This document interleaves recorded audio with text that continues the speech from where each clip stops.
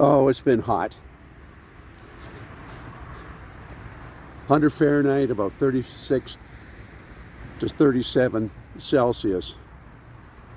You know, I've been on the road for over 4 months, but I'm ending my stay in Fort Erie. But after doing the research, I hope I really like this video.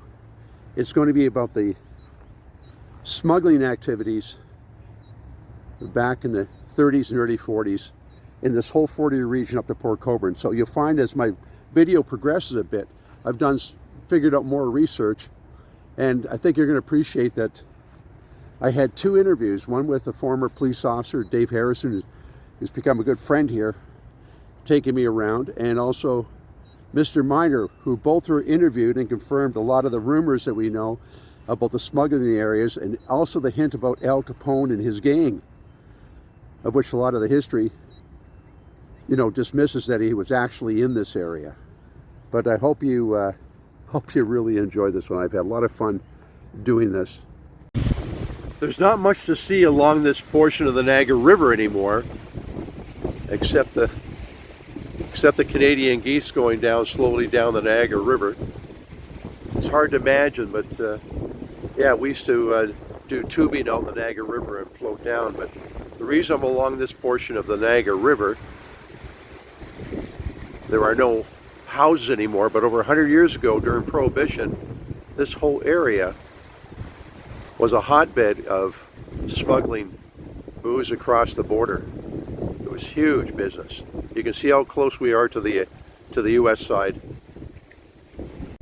During that era, there were so many characters out of Fort Erie. The one that comes that was always on, even when we were younger, the name of Fish Thompson. Now, doing some research, he lived very close here.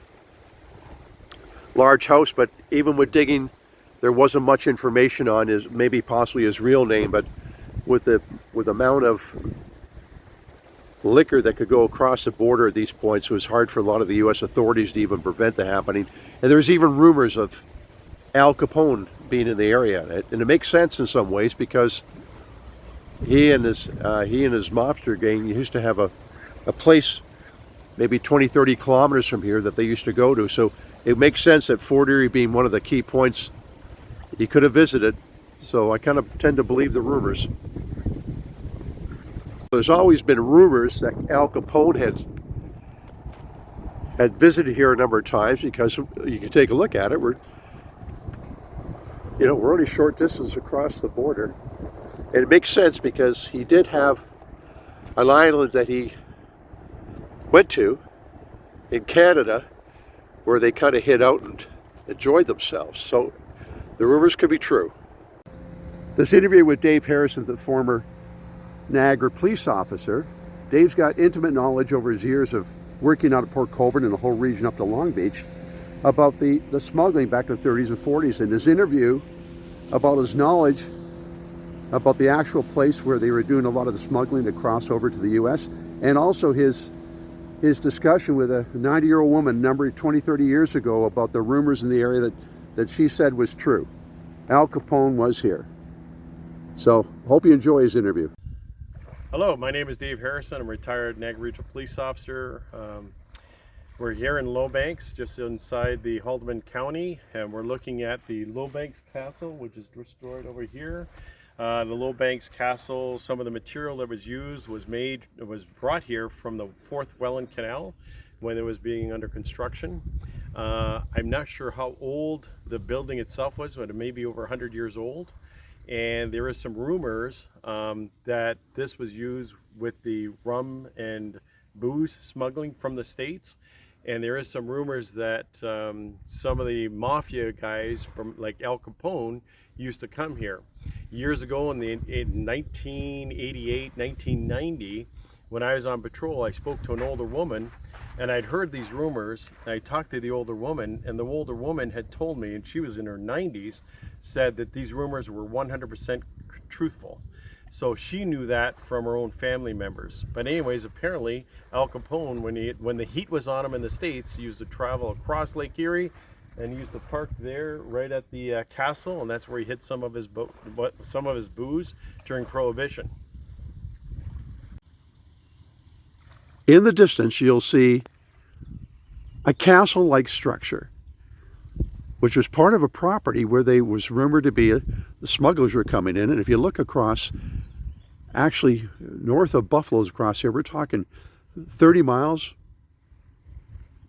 or under 30 miles. So any boat could be across there in under an hour.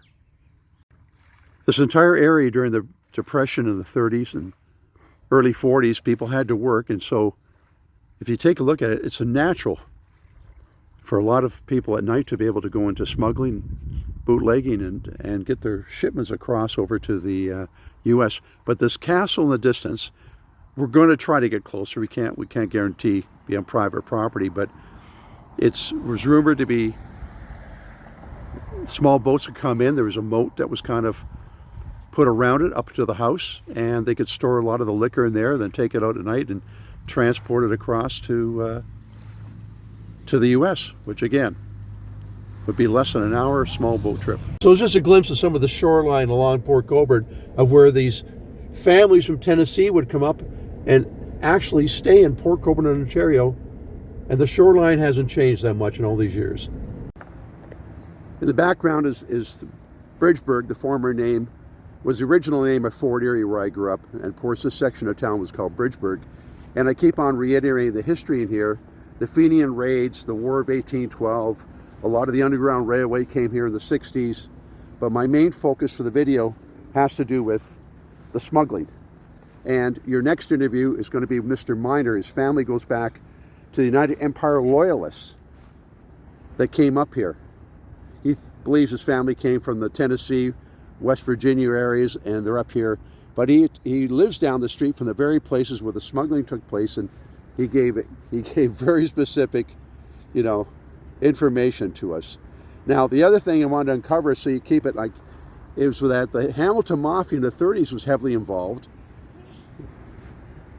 A guy named Rocco Perillo, he died, he disappeared in 1946, but before that, for about 15, 20 years, he was an active mafia member tied into the Detroit gangs and indirectly to the Chicago gangs with Al Capone.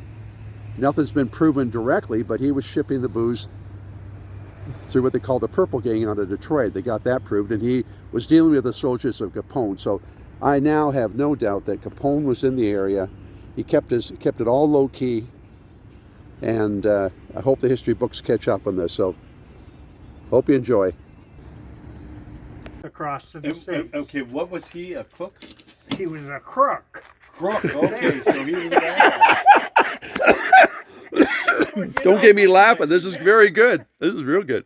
You know what he done? We'll talk about it after. He had a boat that went right underneath that castle, and then there's a kind of a big pond in behind it. Big ditch that went right away around, right? And they went right in there and they loaded her with booze. This is when they was on probation over there. Well, Prohibition. It was Prohibition. Took her across the states. Right. So it was during Pennsylvania or Chicago area, or you're not quite sure? I don't know where the hell they come Wow. from. Wow. I can't just think of what the hell he did. I didn't know his name at the time. Yeah, But yeah, he yeah. had a fast boat. He'd go right across the lake with the booze. Wow. And that was probably in the 1930s, you think? Oh or yeah, maybe even before? Well, whenever they was on probation. Yeah, Prohibition. and I interject, but I jumped in. I did the research that the Italian mafia out of Hamilton was actually the one trying to control this area. Yeah. Well, anyhow, in fact, my ancestors had people making booze in the States in Tennessee. They were they were hillbillies, Yeah. But they were my mother's relations. Wow. And did they have any of those people from Tennessee that were at Tennessee Avenue in Port Colbourne? well, it could be. I don't know. Because there was a bunch of people from... Yeah, our family is United Empire Loyalists. Wow. We were supposed to be loyal to the British Crown. That's and we right. come across the boat Yeah. or lake. Yeah. And yeah. I was telling this one guy that, and he said, "Other words, you're a goddamn croak." Those big booze that they produced right in this country, I just think it was a rye. Like A rye, more of a rye Yeah. with the wheat and everything else, making it from the wheat, and right? this guy, he loaded on. Geez, maybe my name will come to me sometime, but he would load it on this boat, right down there at that castle, Right. and then Wait till across, it's calm and go right across. Then across the lake with it. Do you remember how far it is from this part of the lake right across? And I that's New York remember, State I that they're know, going to? it's 27 miles. 27 miles, Yeah. yeah. So where I'm from in Port Colbourne, it was 22, 23 miles. Well, that's So now about it's a little right. wider now, right? Yeah, oh yeah, yeah. Wow. As we leave the shoreline of Lake Erie in the heat of the summertime, it's not difficult to imagine that in the dark of night, back in the 30s and 40s during the not only Depression but Prohibition, that a lot of the Canadians made their way over 22 miles or 30 kilometers over to the American shores to make their money. So I hope you enjoyed this video, and please subscribe.